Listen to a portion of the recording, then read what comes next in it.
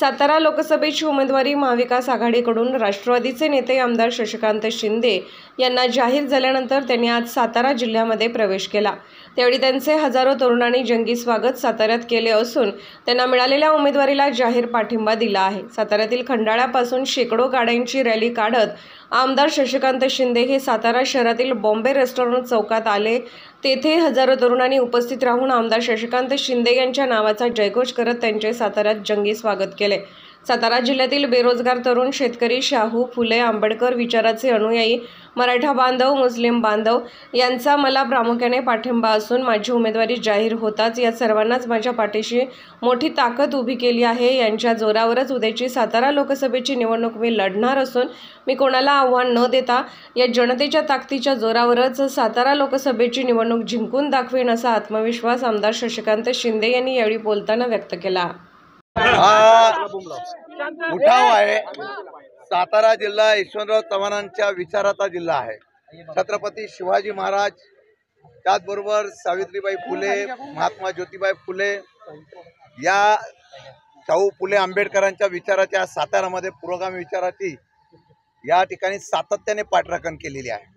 ज्यावेळेला माझ्यासारख्या कार्यकर्त्याला या ठिकाणी संधी दिली आहे, आज प्रथमतः साताऱ्यामध्ये प्रवेश होत असताना हा उत्साह हा तरुणांचा आहे, सामान्य शेतकऱ्यांचा आहे आणि सातारकरांचा आहे। आणि हा उत्साहाचा प्रतीक एकच आहे की लोकांच्या मनामध्ये आहे त्यात प्रत्यक्ष आपल्याला पाहायला मिळत आहे। ही उत्स्फूर्त प्रतिसाद एवढ्यासाठी आहे आणि हा प्रतिसादाबद्दल मी माझ्या सर्व आलेल्या सर्व कार्यकर्ते जनतेचा मनापासून आभार व्यक्त करतो। आणि मला खात्री आहे की पवारसाहेबांच्या महाविकास आघाडीच्या माध्यमातून उद्धव ठाकरेजी असतील, राहुलजी गांधी असतील, या सर्वांच्या माध्यमातून सातारा जिल्हा परत एकदा इतिहास घडवेल आणि चव्हाण साहेबांचा, पवार साहेबांचा सातारा जिल्हा आभारित राहील असा विश्वास आहे। तुमची या निवडणुकीतली स्ट्रॅटेजी काय असेल? माझी निवडणुकीची स्ट्रॅटेजी सामान्य लोक हीच माझी स्ट्रॅटेजी असेल।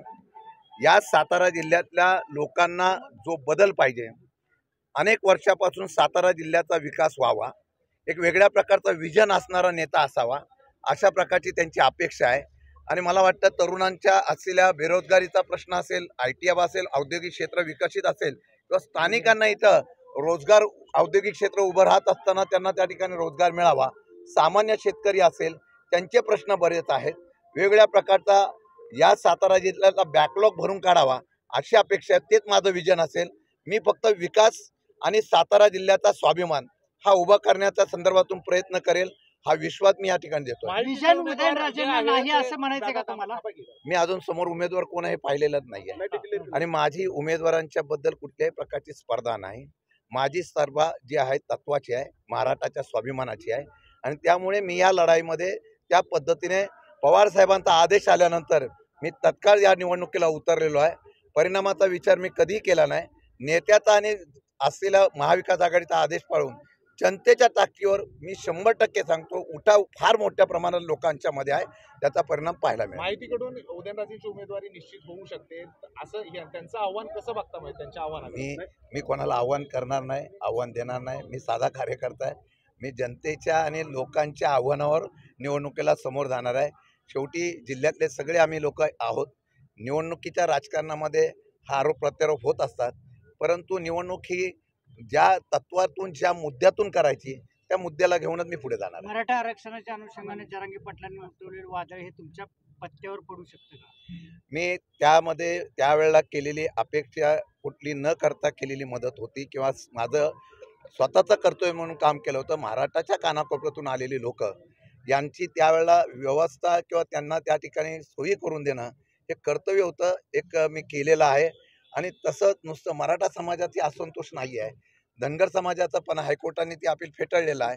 इतर समाज, OBC समाज, इतर समाजाला सुद्धा या सरकारकडून न्याय दिला नाही। परत या समाजामध्ये वाद कसा निर्माण होईल, त्याचा फायदा करून राजकारण कसा करता हा प्रयत्न केलेला आहे। सर्वांना हे कळल्यामुळे आता सर्व लोक या विरोधात जाणार आहेत। साहेब, नरेंद्र पाटील हे माथाडींचे नेते तुमच्यासारखेच, ते तुमचे मित्र आहेत, तुम्ही त्यांना या निवडणुकीत साथ घालाल काय, साथ द्या?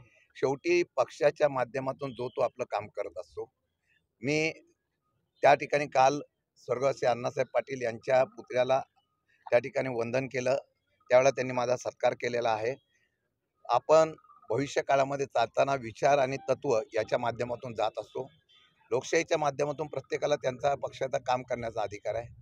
त्यांना वाटलं तर त्यांनी निश्चितपणाने मला मदत करावी.